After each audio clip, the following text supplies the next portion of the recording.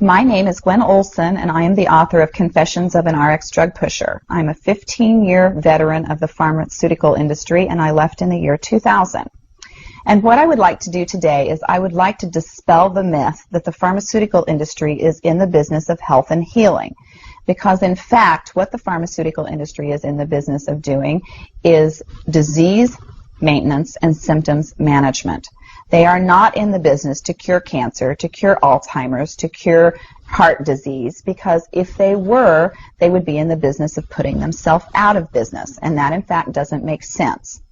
I don't want people thinking that I am a conspiracy theorist, because in fact there is no theory behind what I'm telling you. It's all provable.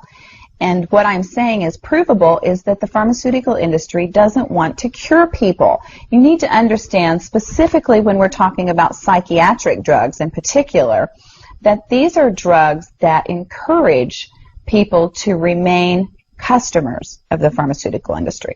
In fact, you will be told if you're given a drug such as an anxiolytic or an antidepressant or an antipsychotic drug that you may be on the drug for the rest of your life. And very frequently people find that they are on the drugs for a very long period of time, if not permanently, because they're almost impossible to get off of. Some of them can have very serious withdrawal symptoms, and most of them can have extremely serious withdrawal symptoms if they're stopped cold turkey, but some people even experience withdrawal symptoms when they try to titrate or they try to eliminate the drug little by little, day after day.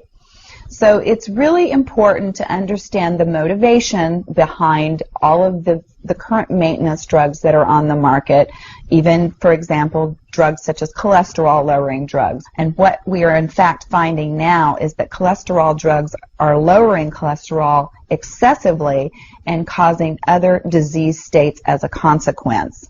So you need to be careful about trying to take drugs in order to remain healthy, because you're never going to have anyone come to you and tell you that the drugs are always tried against a placebo in clinical trials. What a placebo is a sugar pill. And in fact, many drugs are not found to be much more efficacious than the sugar pill. And in a case in point actually is the recent clinical trials that were released in the meta-analysis that came out of the UK on antidepressants, on the newer SSRI, selective serotonin reuptake inhibitor antidepressants. And what was found was the information that activists and other researchers have known for decades, was that antidepressants are no more effective than placebo, no more effective than sugar pills. But yet there are over 44 million people that have been taking these antidepressants, and a large number of them people that have mild to moderate depressive episodes. In fact, they proved that the antidepressants were not effective in anyone with the exception of some of the most severely depressed patients. And I can tell you from personal experience that there are a number of things that depressed patients can do to improve their mental status aside from drugs that are quite effective and in fact more effective than placebo. Another recent study that was released showed that exercise was in fact more effective than either placebo or the antidepressant drug that they were compared to. But just like Bill Maher said in his show, you know, we're never going to hear any ads on television that are sponsored by anybody saying, you know, the New England Journal just announced that exercise is twice as effective as antidepressants in curing depression. Ask your doctor if getting your butt off the couch is right for you.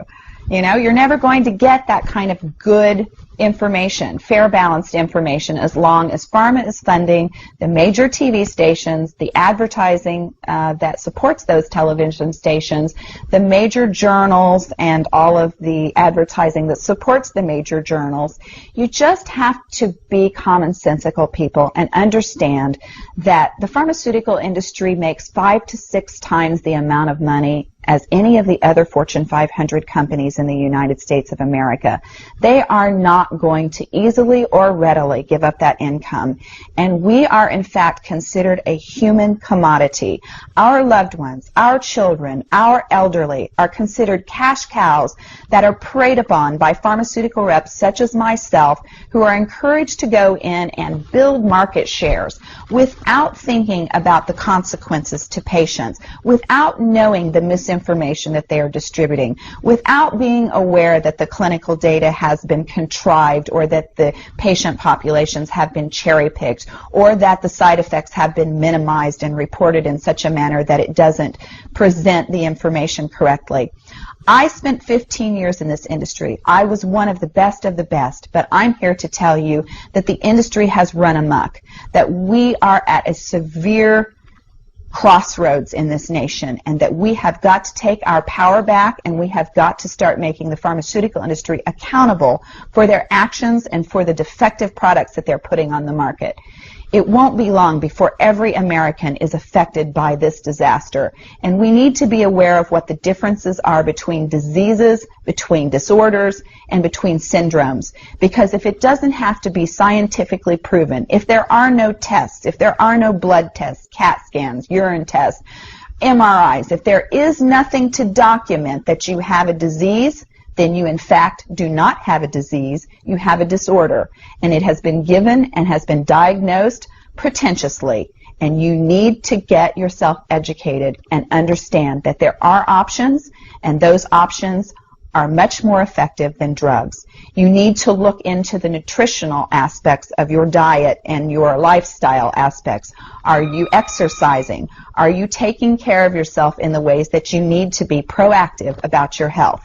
Because once you start down the road of taking one prescription drug on top of the other, you will be a lifelong customer for the pharmaceutical industry, and your choices will be truncated. So I would like to ask you to please self-educate, be proactive, and share the information with others. The next victim could be someone that you love. Thank you.